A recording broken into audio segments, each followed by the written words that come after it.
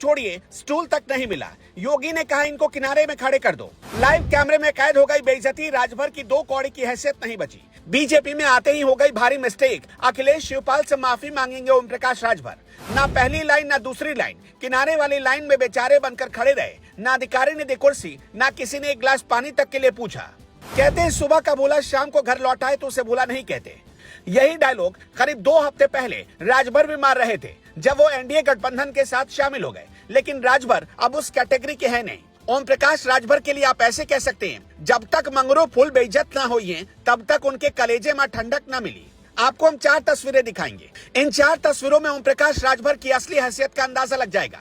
लखनऊ में विधान भवन का उद्घाटन हुआ, जहां मुख्यमंत्री योगी आदित्यनाथ और मंत्री सुरेश खन्ना पहुंचे।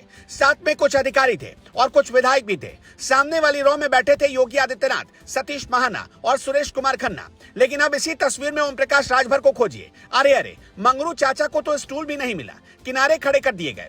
और तो और इतने बड़े बीजेपी के सहयोगी बनते ओम प्रकाश राजभर, लेकिन उनका नाम तक नहीं लिखा सुरेश खन्ना, योगी आदित्यनाथ और सतीश महाना ने। अब भाई खुद को तो मंत्री लेवल का बताते हैं, लेकिन योगी जी का कोई मंत्री नहीं पूछ रहा है राजभर जी को। जैसे आम लोग और सामान्य अधिकारी खड़े थे, वैसे ही राजभर को घंटे भर के लिए योगी से दूर कोने में खड़ा रहना पड़ा।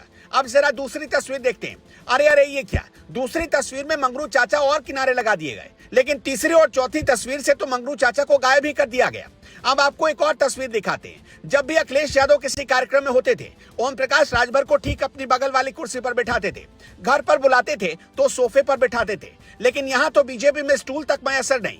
इस तस्वीर को देखकर साफ हो गया कि भले ही ओम प्रकाश राजभर गठबंधन की बात करते हो, लेकिन बीजेपी के साथ जाने पर उनका कद बड़ा नहीं बल्कि और छोटा हो गया है। सिर्फ अमित शाह के साथ या योगी आदित्यनाथ के साथ फोटोबाजी करने से कोई नेता बड़ा नहीं होता।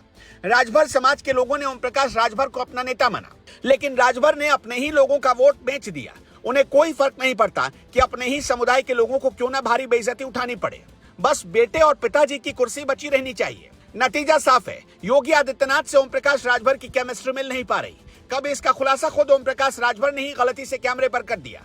ओम प्रकाश राजभर कहते रहे कि डिप्टी सीएम ब्रजेश पाठक से मुलाकात करने के बाद वो सीएम योगी से मिले। मुख्यमंत्री उनके एनडीए में शामिल होने पर काफी खुश हैं। हम उनके कहने पर ही दिल्ली गए थे। लेकिन ये कैसी खुशी थी, जिसको मेहमान बनाकर बुलाया उसे बैठने के लिए कुर्सी तो छोड़िए स्टूल तक नहीं दिया। ओम प्रकाश राजभर ने एनडीए गठबंधन ज्वाइन किया तो योगी आदित्यनाथ ने एक ट्वीट तक नहीं किया। और तो और योगी के किसी भी मंत्री या बीजेपी के प्रदेश अध्यक्ष ने भी ओम प्रकाश राजभर का स्वागत नहीं किया। हालत ऐसी हो गई है कि ओम प्रकाश राजभर अगर किसी मंत्री से मिलकर काम कराने जाते हैं तो मंत्री मिलने का समय नहीं दे रहे। ज्यादातर मंत्री तो ओम प्रकाश राजभर का फोन तक नहीं उठा रहे। बीजेपी के विधायक राजभर को देखते ही मुंह फेर लेते हैं। नतीजा कि ओम प्रकाश राजभर की सारी कलई खुल गई है।